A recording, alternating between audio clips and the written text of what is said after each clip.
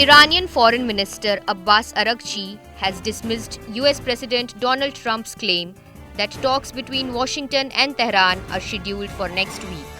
Speaking to the media, Araghchi stated that Iran has no plans for a meeting and is still assessing whether renewed negotiations would serve the country's interests, especially after past talks were derailed by US and Israeli strikes on its nuclear sites.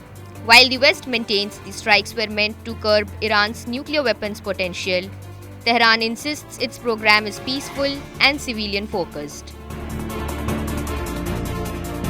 President Trump, during a NATO summit in The Hague, claimed a US-Iran meeting was imminent and praised recent strikes on Iran's nuclear infrastructure.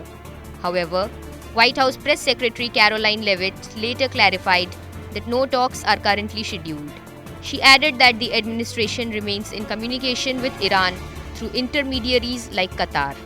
US envoy Steve Witkoff described ongoing discussions as promising, while Secretary of State Marco Rubio said the US is doing everything possible to reach a deal.